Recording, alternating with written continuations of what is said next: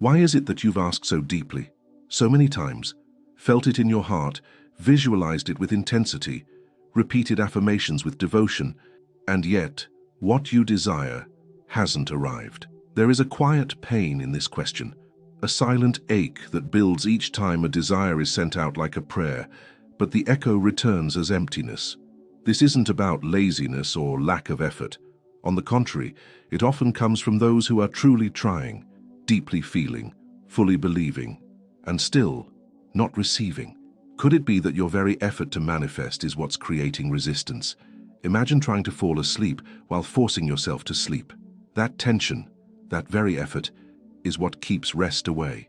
Manifestation obeys a similar paradox. The more urgently we need something to arrive, the more we energetically affirm its absence. Joe Dispenza reminds us, you can't create a new reality from the same personality. To truly manifest, something within must shift, not just thoughts but the energetic identity itself. Napoleon Hill taught that desire alone is not enough. It must be backed by emotion, faith, and vibrational congruence.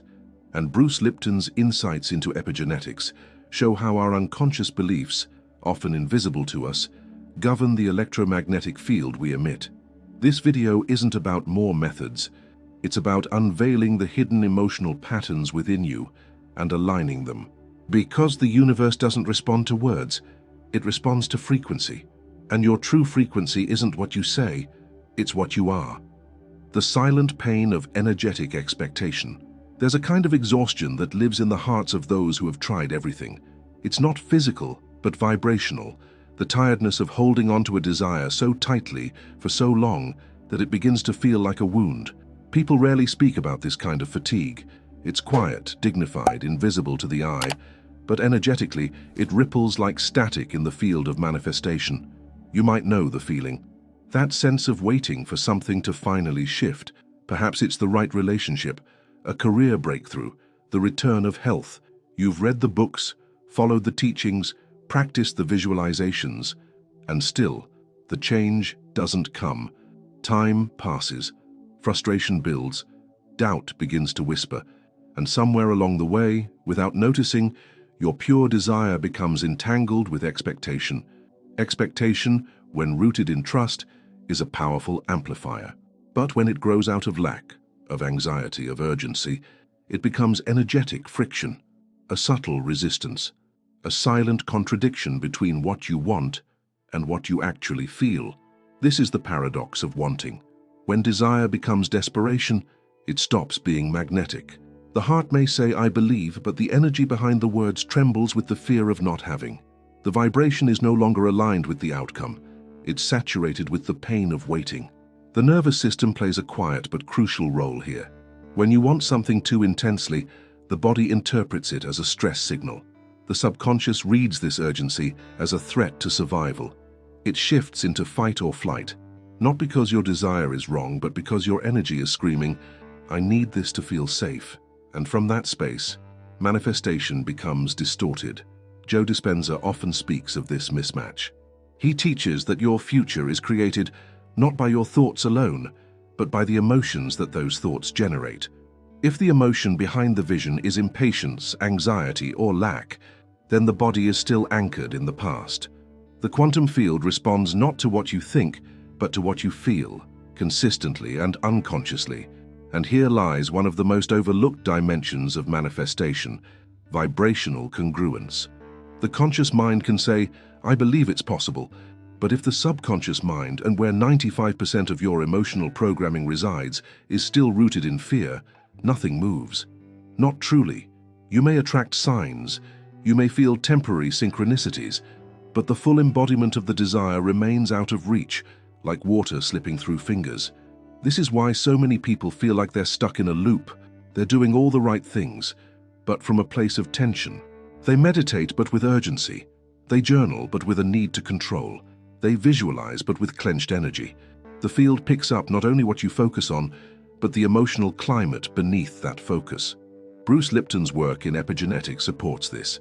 He revealed that the beliefs stored in your subconscious don't just influence your biology, they shape the electromagnetic signature you emit. That signature is what meets the world. It's your broadcast signal. And if that signal is infused with longing, fear, or frustration, then the universe mirrors that frequency back to you, not as punishment, but as feedback. This is not about blaming yourself for your energy. It's about becoming aware of it, with compassion. Because what most people call manifestation blocks are not failures. They are feedback loops. They are signs that the energetic signal being sent out is clouded by emotional interference. The silence of the universe is not a rejection. It's a call to deeper alignment. And here's the irony. The moment you stop chasing the manifestation, you begin to resonate with it. When you stop needing it to define your worth, or fix your life, or complete you, you create space. Space for ease. Space for receiving. Space for the outcome to arrive without being smothered by the weight of expectation. This doesn't mean you stop caring.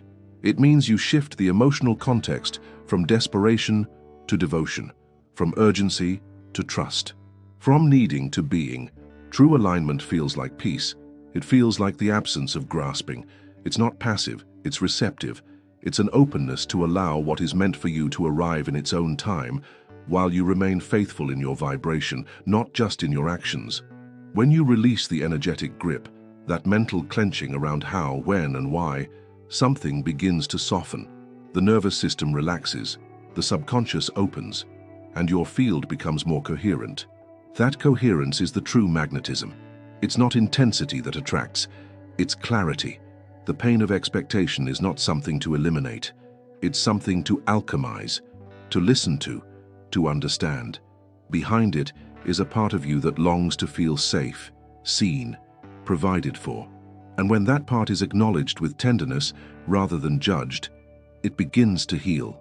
And in that healing, your frequency changes. What you emit changes. What you become changes. And what you attract, inevitably, responds. The invisible error of trying to control divine timing. There is a subtle form of control that wears the mask of devotion. It looks like planning, it sounds like commitment, it even feels like faith. But beneath it, there is fear. A fear that if you don't manage every detail, if you don't watch the clock and measure the progress, if you don't push just a little harder, everything might fall apart. Or worse, never arrive at all.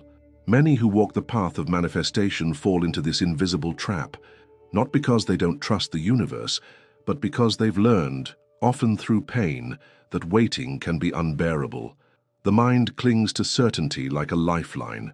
It needs a timeline, it needs proof, and so we try to pull spiritual outcomes into mental frameworks, attempting to force miracles into schedules. But divine timing cannot be controlled, and the attempt to do so disrupts the very flow you're trying to access. There is a rhythm to life that does not obey human logic. The same intelligence that turns an embryo into a human being, that tells trees when to shed and rivers where to bend, is the intelligence that governs your manifestations. It cannot be rushed. It cannot be manipulated. It unfolds with a wisdom that far surpasses understanding. When we try to control timing, we separate ourselves from that intelligence. We stop co-creating and start micromanaging. The field becomes clouded by calculation, by impatience, by mental noise. And in that state, the clarity of intuitive guidance is drowned out. Trying to force divine timing is like shouting over a whisper. The guidance is still there, but you no longer hear it. Dr. Joe Dispenza speaks often of the importance of moving beyond time. He teaches that the quantum field doesn't respond to timelines, it responds to frequency. When you live in alignment with the vibration of your desired reality, you step out of linear time. You enter what he calls the eternal now, where all possibilities exist simultaneously. But the moment you start tracking time, you return to the old self, the self that is still attached to cause and effect, to control and fear. In truth, trying to hurry the universe is a symptom of scarcity, a symptom that says, I don't trust this process. But the universe does not respond to words. It responds to trust, deep embodied trust that lives not in your affirmations, but in your nervous system, in your breath, in your ability to wait without collapsing into fear. Neville Goddard once wrote that imagining the end and remaining faithful to it is the highest form of spiritual action. But that faith is tested not in moments of clarity, but in the hours of silence. In the days, weeks, sometimes years when nothing seems to be happening. Divine timing is not a delay, it is an alignment process. Sometimes what you want is not denied. It is simply not yet sustainable. The version of you that is meant to receive it may still be under construction. And no matter how much you try to control the outcome, the universe cannot deliver what your nervous system isn't ready to hold. This isn't a punishment, it's protection. A manifestation that arrives before its appointed time can become a burden rather than a blessing. We see this in every area of life. A relationship that comes too soon, before self-love is rooted, often collapses under the weight of projection. Money that arrives without the foundation of worthiness is quickly lost. Success that meets an identity still wired in self-sabotage turns into anxiety, not fulfillment. The timing isn't off. The preparation is incomplete. When you try to accelerate what is meant to unfold, you engage in resistance disguised as action, and that resistance sends out a signal of misalignment. You're saying with your vibration, "I'm not in harmony with the now. I don't believe it's enough." The universe doesn't punish this, but it pauses, because manifestation is not about pushing reality to change. It's about becoming the version of you that matches what you asked for. Bruce Lipton's work reminds us that your subconscious programming, most of which was shaped before the age of 7, runs the show. Even if you consciously believe in divine timing, your body may still be in a chronic state of hypervigilance, waiting for the worst, bracing for disappointment. That frequency is what the field picks up on. The healing, then, is not in doing more. It's in releasing the compulsion to control. It's in shifting from survival mode to presence. From demand to devotion. It's in learning how to be in the waiting without making it mean you've failed.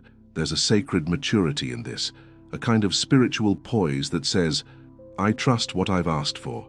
I trust myself, and I trust that what's meant for me is moving toward me, even if I cannot yet see it. And this kind of trust changes everything. It quiets the mind, it regulates the body, it sharpens intuition. And in that space, divine timing is no longer a concept. It becomes an experience, one you can feel moving through you like a quiet current, guiding you gently toward exactly what is meant to be. The emotional incoherence behind every blocked manifestation. It is one of the most misunderstood truths in the world of manifestation. You do not attract what you want. You attract what you are, what you radiate emotionally, consistently, silently. And while the mind may speak in intentions, it is the emotional body that sends out the real signal. This is why so many feel trapped in confusion. They believe, they visualize, they affirm, but nothing seems to move. The issue is not the vision. It is the emotional incoherence hiding underneath it. To the outside world, it may appear that everything is in alignment. The words are positive, the mindset is disciplined, the practices are in place. But inside, a quiet war is happening. The mind says yes while the heart whispers no. The intention is for love, but the feeling is of fear. The desire is for abundance, but the vibration is of unworthiness. It is like trying to drive with one foot on the gas and the other on the brake. The engine revs, but you stay in place. This inner contradiction creates an energetic static, a kind of vibrational confusion, and the universe, ever precise, responds to the total signal. Not the verbal command, but the full-body frequency. Joe Dispenza calls this coherence, the alignment of thought, emotion, and body into one unified electromagnetic field. When you think wealth, feel peace, and act from trust, your signal becomes clean, your field becomes ordered, and manifestation flows not as a reward, but as a reflection. But coherence is not something you can fake. It is not achieved by repeating words you don't feel. It is not about suppressing the pain and smiling through it. True coherence demands honesty. It begins where denial ends. Most people, unconsciously, carry emotional residues from the past that never fully dissolved. These become trapped in the body, in the nervous system, the breath, the cellular memory. You may want to manifest love, but still carry abandonment in your tissues. You may long for visibility, but hold shame in your chest. These energetic imprints distort the frequency you emit, even if your words say otherwise. Bruce Lipton's research affirms this on a biological level. He showed that our subconscious programming, shaped through childhood emotion and repeated experience, determines the default state of our cells. In other words, your body becomes the mirror of your unresolved emotional past. And that past, when left unchecked, keeps looping into the future. So what does this mean for manifestation? It means the process is not simply about asking for more. It's about feeling through what is still frozen inside. It's about noticing the hesitation that lives behind your desires, the fear of disappointment that shadows every vision, the inner voice that still doubts whether you're truly worthy of receiving. Because manifestation, in its purest form, is a vibrational match between your inner world and the quantum field. And that field, that mysterious, intelligent mirror, cannot be deceived. The work, then, is emotional. It is spiritual. It is cellular. It requires presence. To sit with the emotions that contradict your desires, not to judge them, but to hold space for them to soften, to let the grief speak, to allow the fear to rise and dissolve, to release the shame, the guilt, the suppressed anger that may be silently blocking your frequency. This is not weakness. This is alignment, because only when the emotional body is honest, when it is acknowledged and reintegrated, can the full power of your manifestation activate. Otherwise, you are trying to build on a fractured foundation. And no matter how many affirmations you say, the structure will not hold.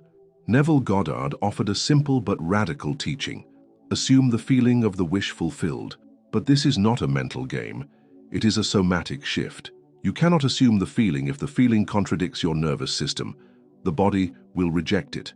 That's why the change must come from within, from re-regulating the emotions to match the vision. Emotional coherence is not about eliminating fear. It is about creating enough internal safety to feel it without becoming it. It is about bringing love into the places you've shut down, letting breath move through the frozen corridors of your being, learning to trust your own sensations again, not as threats, but as messengers. Only then does your frequency begin to harmonize with your intentions. The heart, the brain, the breath, they begin to communicate. The electromagnetic field around your body expands, and the field responds not with delay but with alignment. You begin to notice synchronicities, shifts, doors opening, not because you forced them, but because you became the version of you who is already living inside that reality. This is the hidden language of the universe. It speaks in coherence, not in desperation, in integrity, not in projection, in embodiment, not in rehearsal. And so, when your desire meets resistance, pause. Do not push. Do not blame yourself. Instead, listen. What emotion is surfacing? What part of you still needs holding? What truth have you silenced in the name of positivity? Because coherence is not perfection. It is congruence. It is choosing to live from the truth of your being, no matter how raw, how tender, how imperfect that truth may be. And in doing so, your field becomes whole again. And from that wholeness, creation begins. The neuroenergetic model for unlocking manifestation. There is a meeting point between science and spirit, a space where intention becomes signal, where belief shapes biology, and where emotion calibrates the field. This intersection is where the neuroenergetic model of manifestation lives, not as a theory, but as a lived architecture inside you.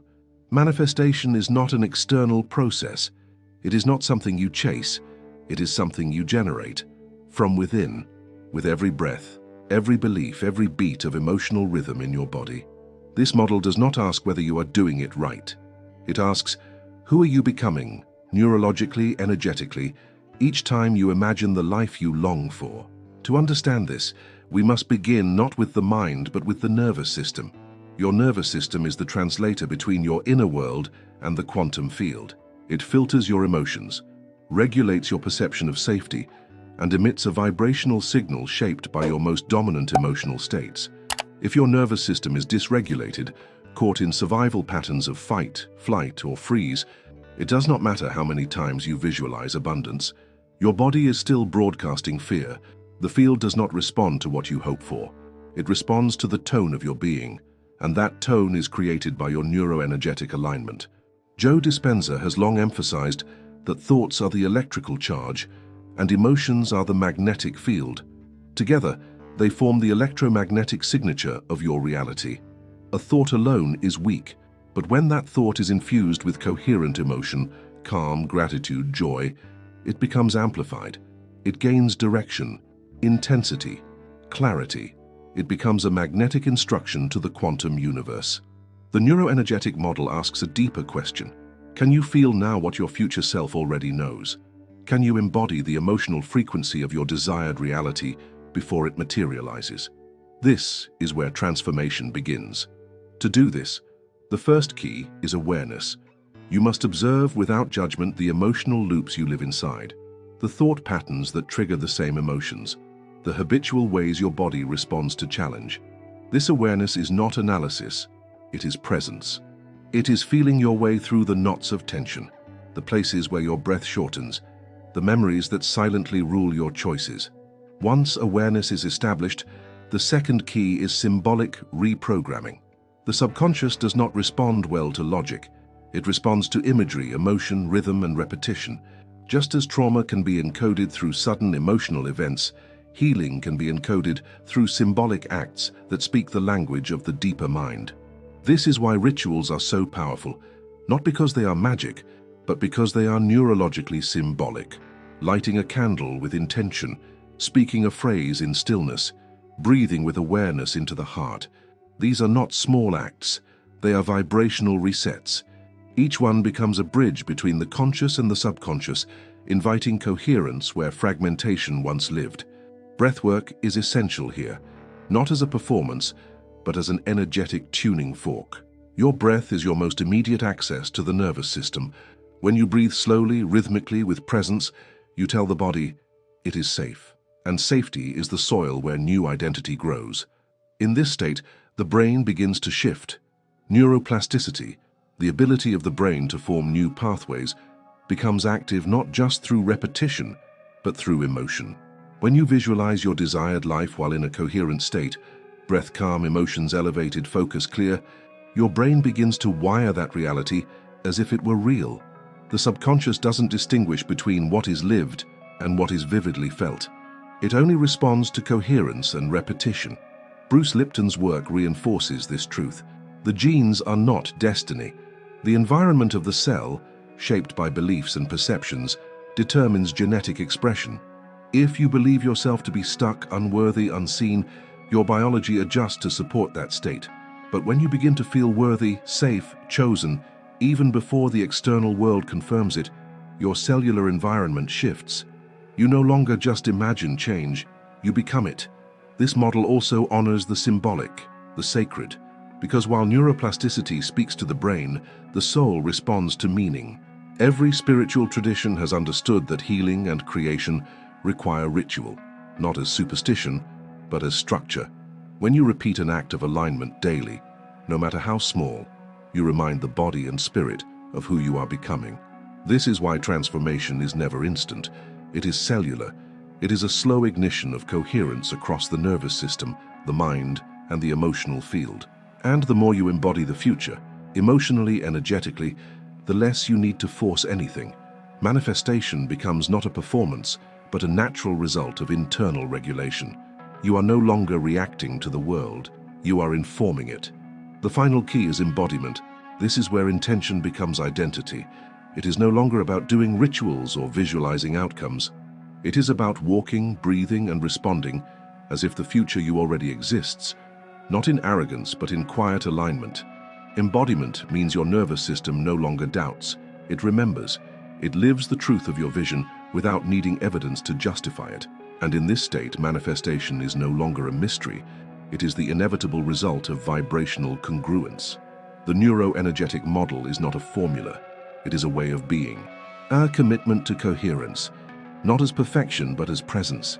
Not as control, but as openness. And when your entire system, neurological, emotional, symbolic, begins to operate from this space, the quantum field responds not with delay, but with precision. You do not chase, you resonate. And through that resonance, the unseen begins to take form.